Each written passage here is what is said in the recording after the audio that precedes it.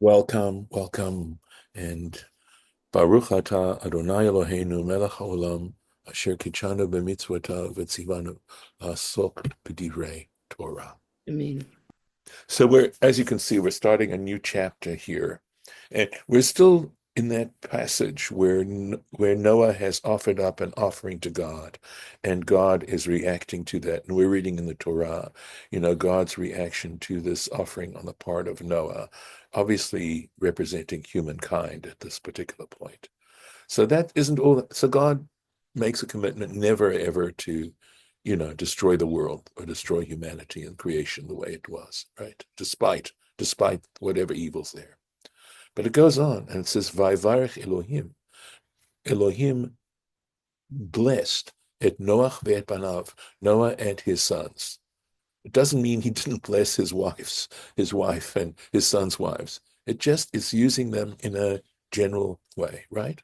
Vayomer lahem, and he said to them, Pru urvu, be fruitful and multiply, imilu et haaretz, and fill the world, fill the world. So, what's interesting though is that it does say his sons, and in terms of this commandment of being fruitful and multiplying, from a Jewish point of view, the direct commandment applies now to males, which allows then the possibility for women to use contraception.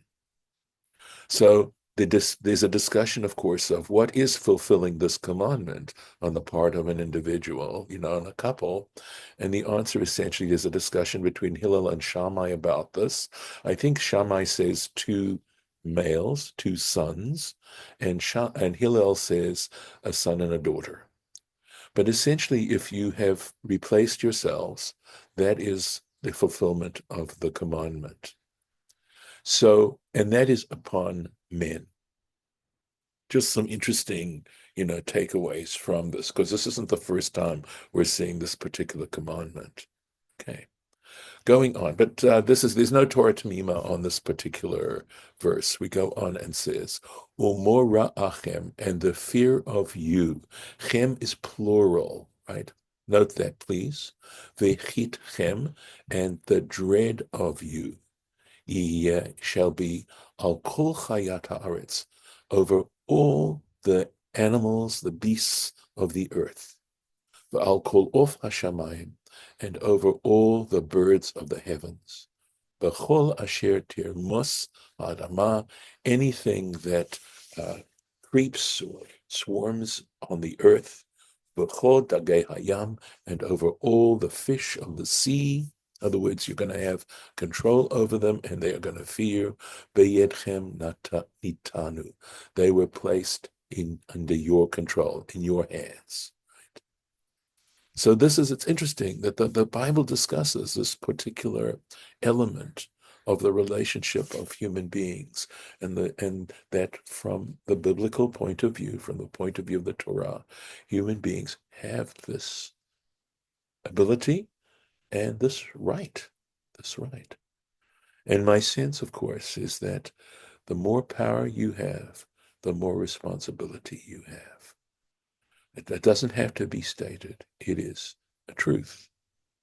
So let's take a look at what it says. This is from Masechet Shabbat, from Tractate Shabbat, right?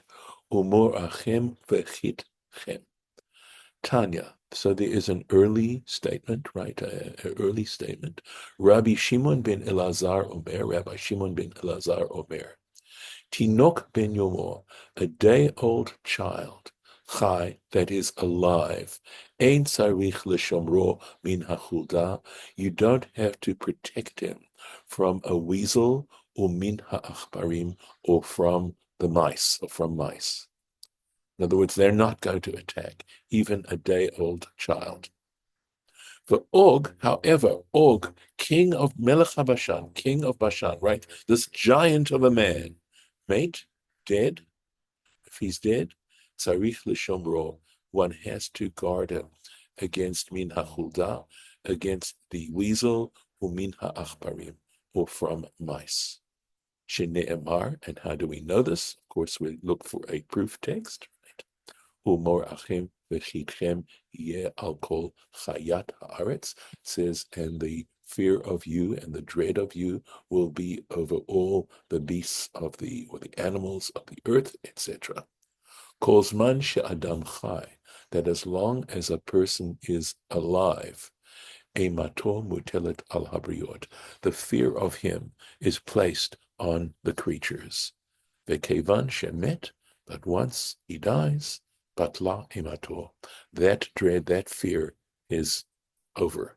It's done. It's taken away.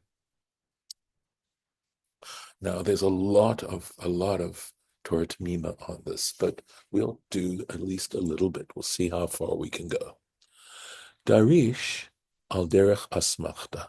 Okay, he says this particular interpretation is done. Asmachta means allusion. In other words, it's not a proof text. It is more a suggestive text, and that's how we should understand this. This isn't halachah, right? It has more to do with what the text is suggesting. וחתכם, so here he goes. It's asmachta וחתכם. The allusion is this word וחתכם, right? The dread of you. Milashon v'chiyotchem. So he's understanding this word וחתכם is actually meaning from a word chayotchem, from your being alive. So that's how he's getting this particular drush. Ve'efshar lomar, so he's going to say, it's possible, one might say, delachen nir elo lidrosh, that the reason why he feels justified in taking this word v'chitchem, right, which means the fear of you, and here he is drushing it out in a way that doesn't mean the fear of you, it means as long as you're alive, right? Mishum de lemuvan chita umora, that in terms of the definition of this word chita umora, that is when we understand this word as meaning fear and dread, hava leimar, it should have said, the text should have actually written vechitatchem. It doesn't say v'chitchem. It doesn't say v'chitatchem in the text. It says v'chitchem. And the truth is that had it meant only the fear or dread, it shouldn't have used the word v'chitchem. It should have used the word v'chitatchem, and it doesn't. And that's the reason why he goes. And now Torah Temimah gives examples in the Bible where this word dread is used. Chitat, right? Chitat Elohim, right? The fear of God. And this is in Parshat Vayishlach. It has to do with the story of Jacob and Dinah, right? The stories of Dinah, and of course, the fact that the inhabitants might have attacked Jacob and his family because of the incident of Shechem and Dinah and what have you. And it says, but the fear of God was upon them, and they did not. And there it is, chitat, notice? All right. So going on, there are references here that I would have to look up in the user concordance and see what the context is. There's an example of from Ezekiel chapter 26, and exactly natnu, I think that's what it says, natnu chatitam, right? Something gave their fear, or they offered their fear, something like that, right? V'chitatni bechalomot, he scared me, right, in dreams. And that's from Job chapter 7, V'od and other examples.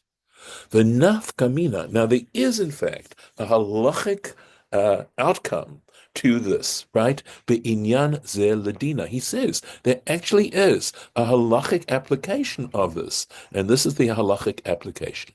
The afalpi, that despite the fact shetinok ben yomo, that a baby who is only a day old, right, a day old child, or a baby, infant, Adain safek nefesh.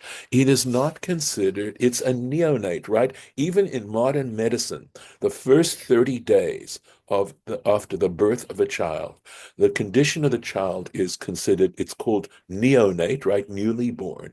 And it is not considered fully viable until 30 days have passed and it has survived 30 days. And that's here, this is this concept within Halachah, that the first 30 days, the child is not considered viable. And that's, he's saying, Adain Sefek Nefesh Shel Kayama Hu. That's, that there's still doubt that it is, in fact, a viable child. Mikol makom, but despite the fact of that, mechalalim alav et hashabbat, one still, violates the Shabbat. In other words, if something happens and you have to try, if the child shows illness or something happens in terms of an accident, we talk about a case of, for example, an earthquake and people are buried underneath the rubble, etc. Do you have to, and it's Shabbos, do you in fact violate Shabbat and do things that aren't Shabbosdik in order to save their lives? Many Jews are aware of, that for the sake of a life, one violates the Shabbat. You do. Kevan. And the reason why, even despite the fact that this child is not fully viable, Kevan shebetiv'o yesh lo malat adam chai. The fact that it says even a day-old child, the animals will be in fear of it, and we had this, right? This statement, right, by Rabbi Shimon ben Elazar, right? So it clearly has, since it says a day old, it has the quality of a living human being, a regular living human being, because animals are going to be afraid of it, according to this verse. And so, halachically, you violate the Shabbat, despite the fact that if this were not the case, you might not. So, the od mevu'ar besugya kan, right? And again, in this particular Talmudic passage itself, if you go into the Talmud, it says it just deals with this, and it is clarified in this sugya here, v'nogea lidrasha zu, regarding this particular drash, this particular interpretation. Amar Rav Papa, said Rav Papa, Naktinan, we derive, right, from this, we get from this, Aryeh abetre lo nafil, that a lion on two people will not attack, that a lion will not attack two people. Upiresh Rashi, and Rashi explains, no nafil lahargan. In other words, he won't nafil, right? Sounds like, we'll say it means to come down, but to attack, right? It will not attack to kill them, lahargan, kidichtiv, as it states, umorachem, right? Right. So, and it says umorachem, the fear of you. And I mentioned to you before, right? Morachem is plural. So umorachem, tre, that is two. In other words, it's a plural. So in some cases, the fear of you, of the two, and that's why in the case of a lion or an animal like a lion, it'll attack one person, but it won't attack two people. Uchtiv al kol chayat haaretz, and because it talks about every wild animal, every beast of the earth, afilu ari, excuse me, which would include even a lion. Ad kan lashono, and that's the quote from Rashi. Okay, so this is probably a good place. I know this is a brief lesson, but he goes into a much more complicated explanation, and I'm thinking here might be a good place to stop for this time. And we will, God willing, continue this and get through this. So here we go. All right. So we'll stop here, and I will stop the share. Any comments before I stop the recording? Okay.